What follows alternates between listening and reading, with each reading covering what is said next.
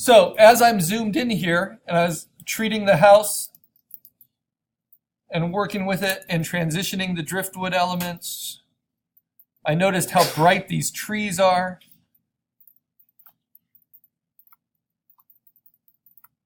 And I can knock them back. I don't need dodge and burn to do that because I have other reference behind it, so I can just erase from it and let that reference come through. Now, if you are a professional photographer, you would be doing this a ton. You would be checking the quality of your images over and over and over again and going over it really, really carefully to make sure all of these things work the way you wanted them to. But in an intro digital art class, I want you to be aware of them, we do our best, and then when we get ready to print something, we really give it the fine tooth kind of once over. But I'm going to knock back those really strong yellows. And now you see these little blues in this tree, in these trees, in this tree line. I know those are going to be a problem, so I'm going to take that whole layer and I'm going to go to Image, Adjustment, and instead of Color Balance, which would shift everything, I'm going to go to a targeted coloring tool, which is Hue Saturation. So hue saturation can do crazy things. It can change the complete hue of anything. But I can also use it to target, which is usually how I recommend using it. So instead of being the master color, I'm going to switch it only to the blues. Then I'm going to push the saturation way up, and you can see all those blues, right? But it's just the blues. And now I'm just going to push that saturation down and darken them a bit. And then I'm going to do the same thing with the cyans. Take the saturation down and darken it a bit. Not taking the color out, but now those blues don't bother me nearly as much as before I did hue saturation. See that difference?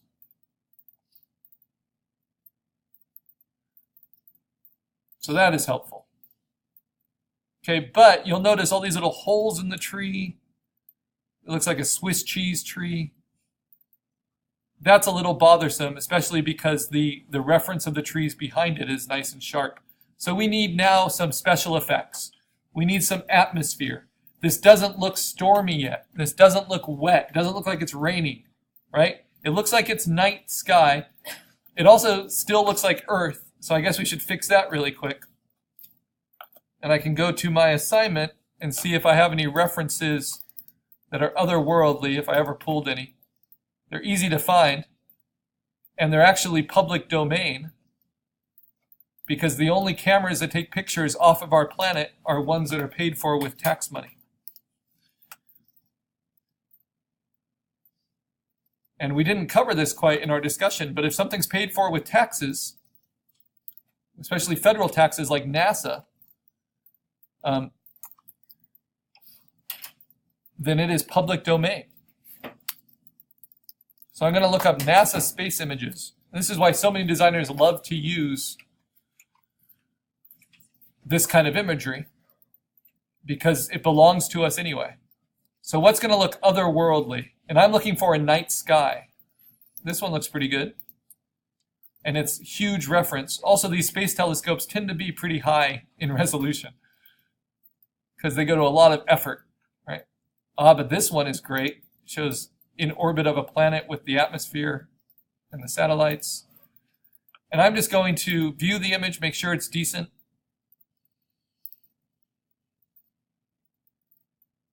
It's a little grainy, but it'll be in the background. And it's definitely big enough.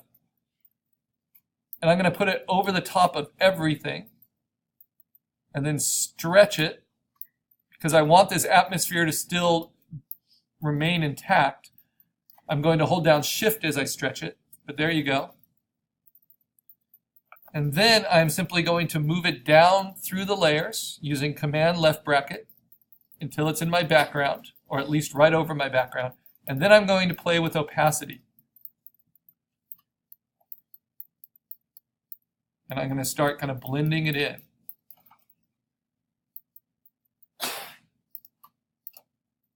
And you see, all of a sudden, it blends in with all those trees. It adds this atmosphere. It helps separate the ruins from the tree.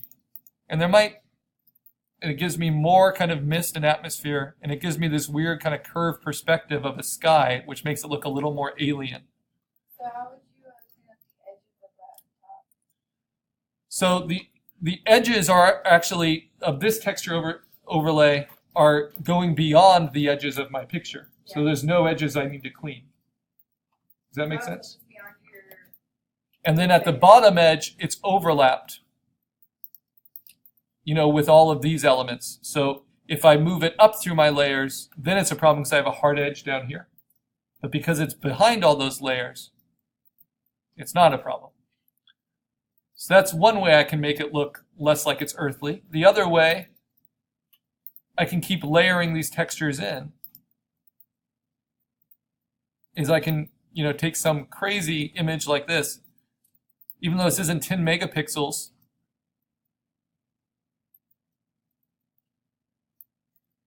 because I'm going to be using it as this kind of texture overlay, I can play with its opacity, push it down, right? I don't like that it makes the ruins look like they're on fire, even though that's kind of cool. So let's push it behind the trees. Right. And now let's try blending modes. So instead of it being normal and 40%, let's try overlay mode. Ah, that's nice, right? Or let's try pin light. That's a little too extreme. Let's try soft light. And that's nice. And then I can try different opacities at that level. So I think I'm going to try overlay. No, I like soft light better. It's subtle. And then I'm just going to erase away from the bottom with a large, very soft eraser and a high opacity, and get rid of that colorful stuff that's a little confusing. Now it's looking a little less like Earth. Ultimately, how can you really make it not look like Earth? Well, you can put other planets in the sky, or other stars or constellations. I don't like to be too cliched and just have a big planet just floating there. So let's see if we can find something that's a little different than that.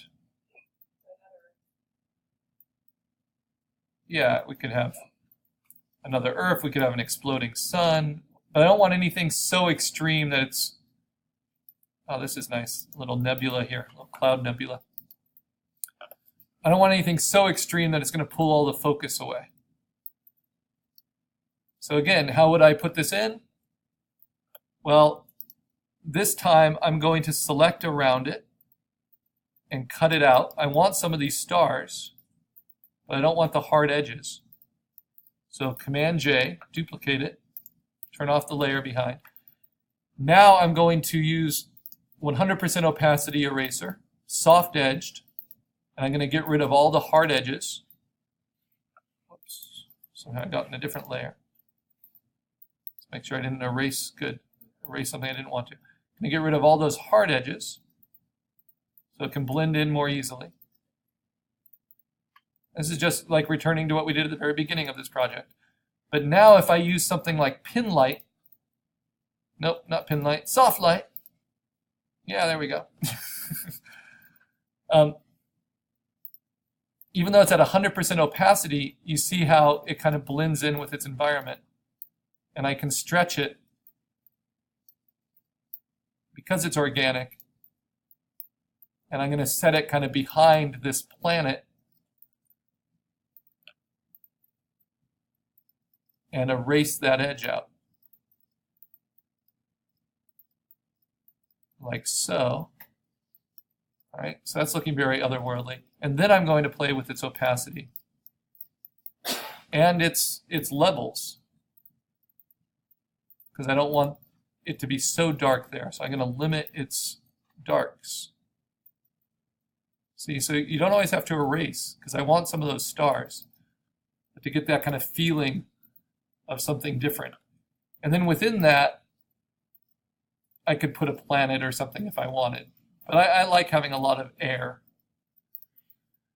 Okay, the other thing you can do, how do I make it look stormy? Well, now instead of just looking for things that look otherworldly, paid for by NASA, I can go to Tools, and I can look for things that are large enough, like maybe, doesn't matter so much with texture fills because they're so transparent, but maybe 6 megapixels or bigger, and I want to look for rain, right? But something that kind of fits with my image. Something that just will give it that kind of violence. So this is what's called a texture fill. Designers are very open with them. You see there's lots of textures here. But I want the big one. And it doesn't look like much. It's just a whole lot of like little lines showing rain. And if I put that kind of over the top of everything and then change it to overlay mode and expand it over everything, it can look like it's raining, but obviously that's too dark. So I can take the opacity down. And now, definitely looks like rain, but it looks a little too overdone. So I'm going to go to the only filter we ever use in this class, and it's good for texture overlays, but we're going to do filter blur, and then we're going to do Gaussian blur. Because it's too sharp-edged, I'm going to soften the edges on each of these little rain smears quite a bit, so they're less opaque.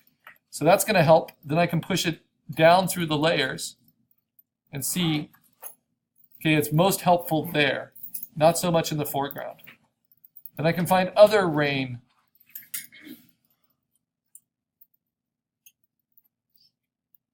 Let's look up wind and rain, because it's supposed to be stormy, or I'll just say storm texture. You know, larger than 6 megapixels, and I get lots of these stormy clouds, which is perfect, right? I might even get lightning. Ah, very nice. So let's take a look at that. View the image. Yeah, very good. Let's throw that in there. Make it big. Remember, these are just special effects. It's nicely placed. Let's try pin light. Ah. Soft light. Then it gets a little, maybe too much, a little too creepy. Play with your opacity. The lightning bolt is a little much. It's too much of a figurative element, probably. But it can be fun. And we'll be using things like that later. So instead of that one, find another storm texture. Ah, this is nice. This is perfect. So many good ones. And they're not going to be at all recognizable. We're going to use them all in very different ways. So this is kind of the classic stormy texture fill. I'm going to stretch it to fill my frame. And then I'm going to put it over the top of everything and then really take the opacity down. So it's like everything's steamy, right? Isn't that nice? And then I can push it down, but I don't want to actually down through everything. Instead, I want to just erase away from it. So I have it on normal mode at 43. What does it look like with overlay? What about soft light? What about pin light? Yeah, I think just normal is best. And now I'm going to take my eraser really big, really soft, at a lower opacity, maybe about 30. And I'm going to take away most of that texture from the foreground. So it kind of wraps around and separates the foreground from the middle ground. And then I'll take quite a bit of it away from the upper atmosphere here, because I still want those details to show. And you don't need much of it to really help move everything together.